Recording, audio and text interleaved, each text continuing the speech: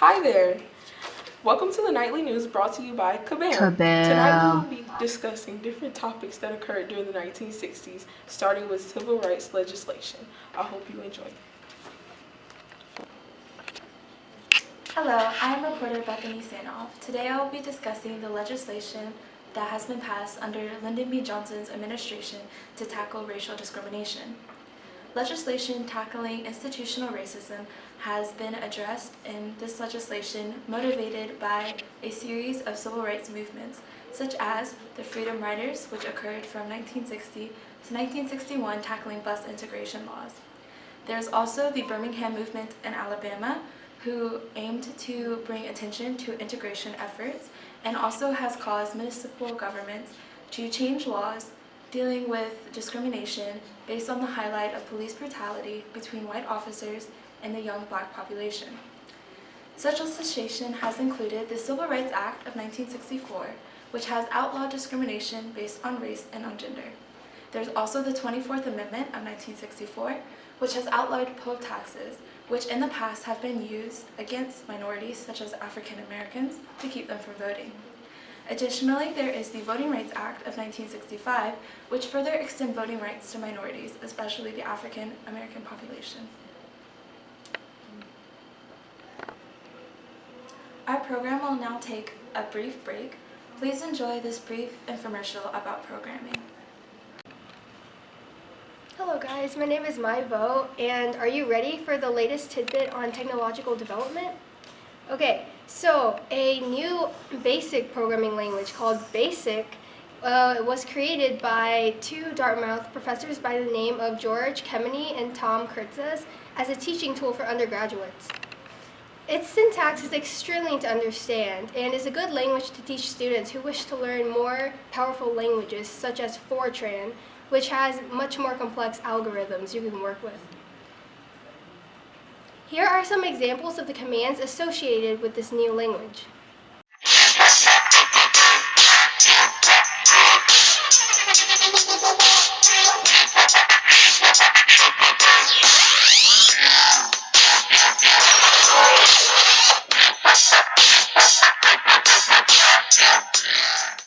These are simple commands which would make interacting with a computer all the more easier. Tune in later for some more technological developments. Tonight we will discuss four of the most important Supreme Court cases from the 1960s, starting with Gideon versus Wainwright, which required states to provide defense attorneys for the criminals who couldn't afford one of their own. Gideon requested to have an attorney, but he was denied. After being sentenced to 5 years in prison, Gideon filed a habeas corpus claiming his conviction was unconstitutional due to the fact that he was lacking an attorney. Next up is Griswold versus Connecticut, 1965. States banning the use of contraceptives violates the rights to marital privacy. The law stated that anybody who uses any drug or instrument to prevent conception will be fined or imprisoned, and anyone who assists the offender will be charged as if they were the offender. Just 1 year later, Miranda versus Arizona, 1966. Suspects must be read their rights. Miranda confessed to the crime, but only because he wasn't aware of his rights. After being sentenced to 20 to 30 years, Miranda appealed to Arizona courts, claiming the way his confession was stated was unconstitutional. Last but not least, Tinker versus Des Moines, 1969. Courts determined schools can't violate students' free speech rights by singling out symbolic speech. Anything that doesn't cause a disruption in class is allowed. Hi, I'm Alisha reporting to you live about the Vietnam War protests. There were two reasons that these protests were caused.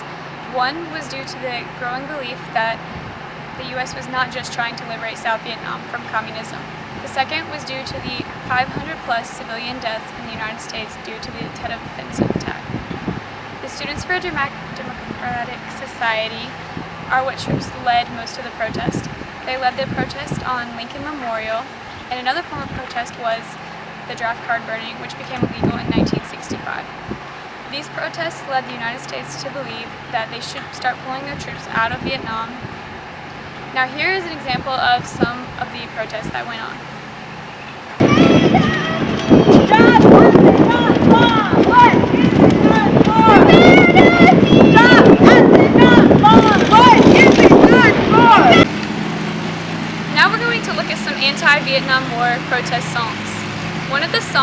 Most Fortunate Son by CCR. This song emphasized the issue that fortunate and wealthy people could easily get their children out of being drafted into the war by paying for them to go into college. Another song is Imagine by John Lennon. This song emphasizes the need for peace and serenity among everyone in the world. Another song is For What It's Worth by Buffalo Springfield. This song emphasizes the need for people to realize what is going on in Vietnam and notice that it is not okay. It also says for people to slow down and see the violence that has hit our country.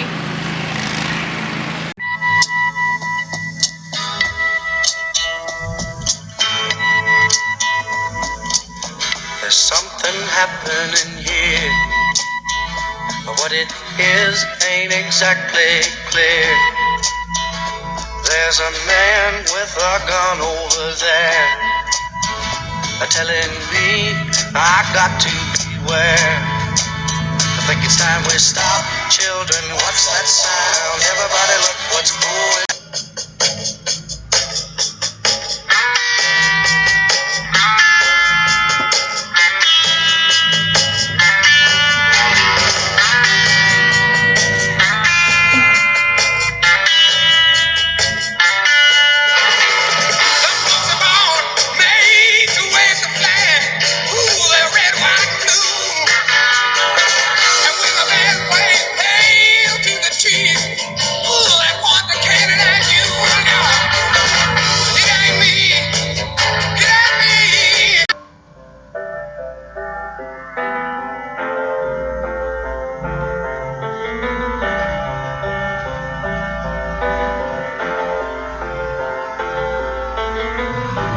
Imagine there's no heaven. Sees if you try. No hell below us. Hi guys! Today we'll be informing you of the Apollo 11 mission to the moon. Two astronauts by the name of Neil Armstrong and Buzz Aldrin landed on the moon on May 25, 1969. This landing proved to be a large turning point in technological development, as well as a large turning point in the space race during the Cold War against the Soviet Union. This mission was originally a mission to have the first lunar landing on the moon since the Soviets sent out their first satellite named Sputnik. It resulted in the U.S. victory and proved that the U.S. could hold its own during the arms race and the space race. And however, it also showed that if we work together towards a similar goal, we could succeed as mankind. And here are some pictures of the lunar landing. And we're getting a picture on the TV. You got a good picture, huh? There's a great deal of contrast in it, and currently it's upside down on our monitor, but we can make out a fair amount of detail. The Apollo 11 landing will change the world as we view it in technological development and in history. Thank you guys. Today I have gathered you here to talk about the second wave feminist movement that has arisen over this past decade. The new feminist movement sparked in 1963 when the book The Feminist Mystique, written by Miss Betty Friedan, was published. This book declared the unhappiness of American housewives and sparked the new feminist movement. In 1960, the FDA approved of the first ever birth control pill. This pill allowed for women to have more control over their future by not having to be tied down by a surprising pregnancy. In 1960, President Kennedy also signed Executive Order 10980, establishing the Interdepartmental Committee on the Status of Women. This committee was very influential in that it was able to get past the Equal Pay Act in 1963. This act prohibited employers from discriminating in wages and opportunities in the workforce against gender.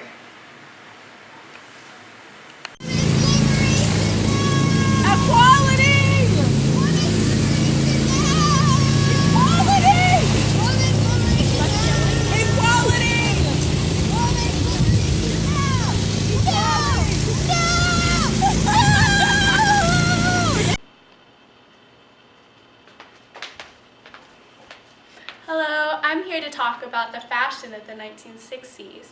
So starting off this decade, we had more plain and simple dresses, much like our neighbor decade, the 1950s. And then towards the middle of this decade, we moved into colors and flowers and thrills and frills and skin. This is why our style now is the one to beat. The 1960s was a decade unlike any other, filled with assassins and flower children, idealism and rebellion, conformity and individualism. This was a decade to go down in history. Today we'll be talking about the main culprits of making this such a unique decade, the hippies. The hippies preached love and peace, but their roles as role models is controversial. The hippies brought onto the scene mainstream drug use through marijuana and their most popular drug, LSD.